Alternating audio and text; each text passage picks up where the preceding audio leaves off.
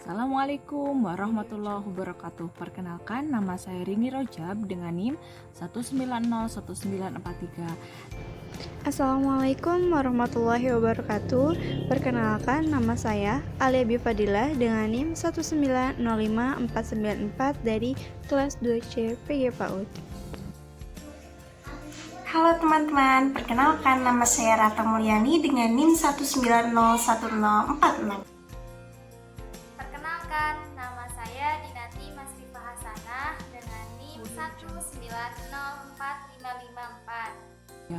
Nah, kali ini saya akan memimpin perkuliahan mata kuliah kurikulum dan pembelajaran dengan persentase dari kelompok 5 dengan judul evaluasi kurikulum. Nah, sebelumnya ada yang tahu apa sih evaluasi kurikulum? Nah, presentasi kali ini materinya akan dibawakan oleh 3 teman kita, yaitu ada Alia, Ratna, dan Dinati. Di sini kami akan menjelaskan beberapa hal mengenai evaluasi kurikulum, mencakup pengertian, tujuan, fungsi, prinsip, peranan, bentuk pelaksanaan, konsep atau model, dan teknik pelaksanaan dari evaluasi kurikulum. Mari kita bahas satu persatu. Pematerian pertama akan disampaikan oleh saudari Alia. Kepadanya dipersilakan. Nah, yang pertama kita akan membahas mengenai pengertian evaluasi kurikulum.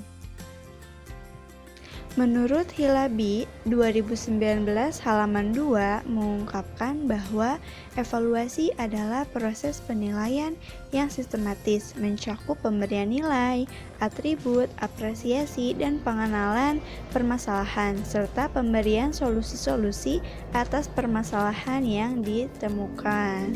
Selanjutnya, pada pasal 1 butir 19 Undang-Undang Nomor 20 Tahun 2003 tentang Sistem Pendidikan Nasional mengungkapkan bahwa kurikulum adalah seperangkat rencana dan peraturan mengenai tujuan, isi, dan bahan pelajaran serta cara yang digunakan sebagai pedoman penyelenggaraan kegiatan pembelajaran untuk mencapai tujuan pendidikan tertentu.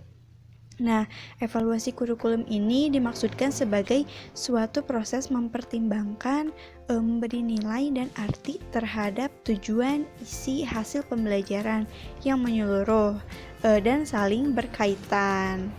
Di mana hal ini diusahakan oleh satuan pendidikan yang dirancang untuk peserta didik, baik di dalam kelas, sekolah, maupun di luar sekolah.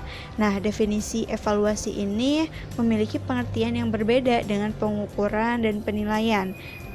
Jika pengukuran ini berkaitan dengan angka atau kuantitatif, sedangkan penilaian bersifat kualitatif. Nah, sedangkan evaluasi itu merupakan kegiatan yang sistematis yang mencakup pengukuran dan penilaian. Evaluasi ini merupakan tahapan akhir dari penilaian dan pengukuran, serta di dalamnya memiliki unsur pertimbangan dan keputusan terhadap suatu program berdasarkan standar atau kriteria yang telah ditetapkan sebelum program tersebut dilaksanakan. Selanjutnya adalah tujuan dari evaluasi kurikulum. Tujuan dari evaluasi kurikulum yaitu mengungkapkan proses pelaksanaan kurikulum secara keseluruhan, ditinjau dari berbagai aspek. Adapun indikator kriteria yang dievaluasinya itu adalah efektivitas, efisiensi, relevansi, dan kelayakan program. Hal ini dimaksudkan untuk memberi acuan dan gambaran program ke depan.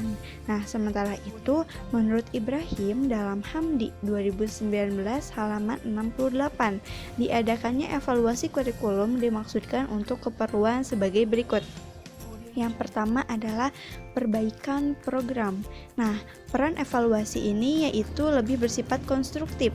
Informasi hasil evaluasi dijadikan masukan perbaikan yang diperlukan di dalam program kurikulum yang sedang dikembangkan. Evaluasi kurikulum ini dipandang sebagai proses dan hasil yang relevan untuk dijadikan acuan pengembangan kurikulum yang akan dilaksanakan. Yang kedua adalah pertanggungjawaban kepada berbagai pihak. Nah, evaluasi kurikulum ini menjadi bentuk laporan yang harus dipertanggungjawabkan dari pengembang kurikulum kepada pihak-pihak yang bersangkutan, meliputi pemerintah, orang tua, pelaksana satuan pendidikan, masyarakat, dan semua pihak yang secara langsung maupun tidak langsung ikut serta dalam pengembangan kurikulum yang bersangkutan. Yang ketiga adalah penentuan tindak lanjut hasil pengembangan. Tindak lanjut hasil pengembangan kurikulum ini dapat berbentuk jawaban atas dua kemungkinan pertanyaan. Yang pertama, apakah kurikulum baru tersebut akan atau tidak akan disebarluaskan ke dalam sistem yang ada? Yang kedua, dalam kondisi yang bagaimana dan dengan cara yang bagaimana pula kurikulum baru tersebut akan disebarluaskan ke dalam sistem yang ada. Yang ketiga adalah fungsi evaluasi kurikulum. Nah, menurut Hamdi 2019 halaman 69 mengatakan bahwa di dalam pendidikan formal, evaluasi begitu penting keberadaannya. Dengan adanya evaluasi, guru menjadi tahu nilai arti kinerjanya selama melaksanakan proses belajar mengajar. Sedangkan bagi pengembang kurikulum, evaluasi dapat memberikan informasi untuk perencanaan perbaikan kurikulum yang akan ditetapkan dan dimasukkan ke dalam sistem. Selain hal tersebut, ada beberapa fungsi evaluasi kurikulum pendidikan. Yang pertama, sebagai umpan balik bagi peserta didik. Yang kedua, sebagai alat untuk mengetahui ketercapaian peserta didik mencapai tujuan yang telah ditetapkan. Yang ketiga, memberikan informasi dan acuan untuk pengembangan program kurikulum. Yang keempat, sebagai dasar peserta didik secara individual untuk memutuskan masa depan sehubungan dengan bidang pekerjaan dan pengembangan karir. Yang kelima, untuk pengembang kurikulum dalam khusus yang ingin dicapai. Yang keenam, sebagai umpan balik semua pihak yang berkepentingan dalam pendidikan di sekolah. Contohnya seperti orang tua, tenaga pendidik, pengembang kurikulum. Nah, sebelumnya udah tahu kan teman-teman apa sih evaluasi kurikulum? Nah, selanjutnya akan lebih diperinci dan diperjelas oleh Ratna. Kepadanya dipersilakan. Baik, di sini saya akan melanjutkan materi terkait evaluasi kurikulum yang mana akan membahas tentang prinsip-prinsip evaluasi kurikulum. Nah, menurut Hilabi tahun 2019 halaman 33 sampai 34 mengatakan bahwa program evaluasi kurikulum didasarkan atas prinsip-prinsip sebagai berikut. Nah, yang pertama ada evaluasi kurikulum didasarkan atas tujuan tertentu. Nah, maksudnya di sini dalam setiap program evaluasi kurikulum harus terarah untuk mencapai tujuan yang telah ditetapkan secara jelas dan spesifik. Lalu yang kedua, evaluasi kurikulum itu harus bersifat objektif. Nah, dalam pelaksanaan dan hasil evaluasi kurikulum harus bersifat objektif, maksudnya berpijak pada apa adanya dan bersumber dari data yang nyata dan akurat yang diperoleh melalui instrumen yang terandalkan. Yang ketiga ada evaluasi kurikulum bersifat komprehensif. Nah, di mana dalam pelaksanaan evaluasi kurikulum mencakup semua dimensi atau aspek yang terdapat dalam ruang lingkup kurikulum. Nah, seluruh komponen harus mendapatkan perhatian dan pertimbangan secara seksama sebelum pengambilan keputusan. Yang keempat, evaluasi kurikulum itu harus bersifat objektif, yang mana tanggung jawab dalam pelaksanaan, perencanaan, keberhasilan suatu program evaluasi kurikulum merupakan tanggung jawab semua pihak-pihak yang bersangkutan atau yang terlibat dalam proses pendidikan seperti kepala sekolah, pemilik, guru, orang tua, bahkan siswa itu sendiri. Yang kelima, evaluasi kurikulum dilaksanakan secara efisien. Nah, khususnya dalam penggunaan waktu, biaya, tenaga, peralatan yang menjadi sumber penunjang, dan oleh karena itu harus diupayakan agar hasil evaluasi lebih tinggi atau paling tidak berimbang dengan material yang telah digunakan. Lalu yang keenam ada evaluasi kurikulum harus dilaksanakan secara berkesinambungan. Peran guru dan Sekolah sangat penting karena merekalah yang paling mengetahui keterlaksanaan dan keberhasilan kurikulum serta permasalahan yang telah mereka hadapi.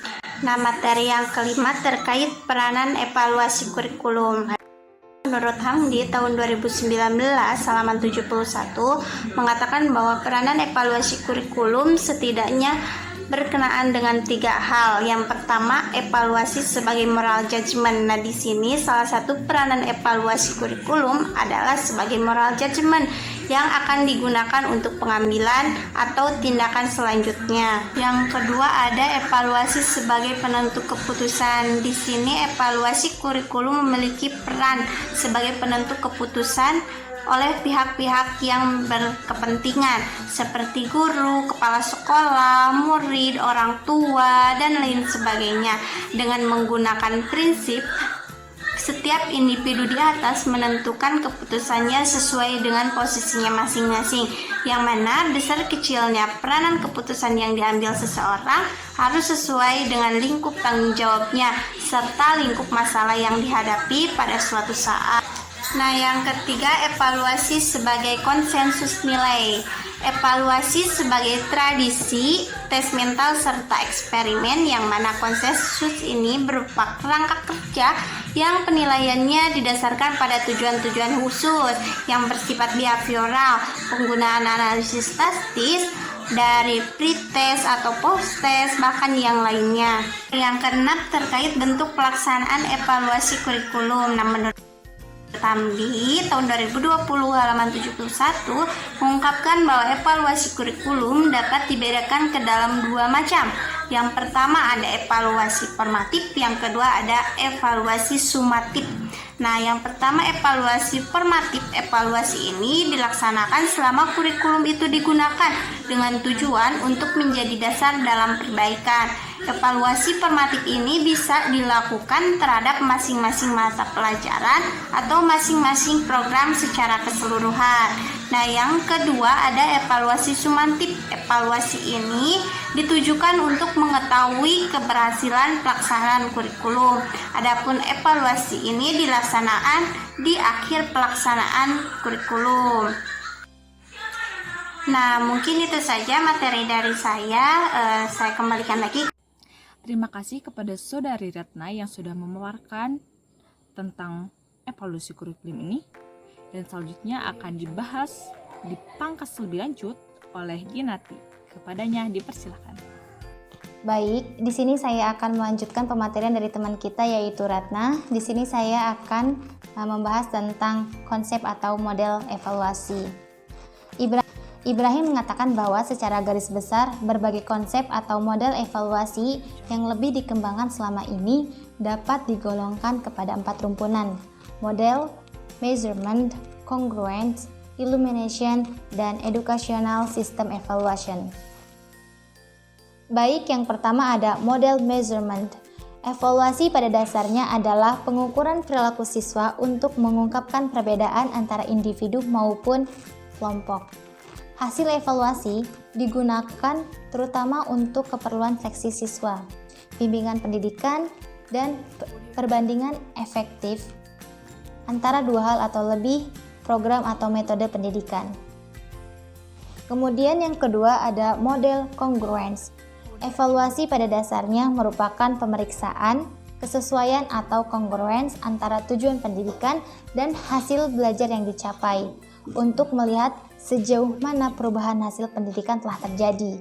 Hasil evaluasi diperuntukkan dalam rangka penyempurnaan program, bimbingan pendidikan, dan pemberian informasi kepada pihak-pihak di luar pendidikan. Kemudian model illumination. Evaluasi pada dasarnya merupakan studi mengenai pelaksanaan program, pengaruh faktor lingkungan, kelebihan-kelebihan dan kelemahan program serta pengaruh program terhadap perkembangan hasil belajar. Evaluasi lebih didasarkan pada judgement atau pertimbangan yang hasilnya diperlukan untuk penyempurnaan program. Kemudian yang terakhir ada model educational system evaluation.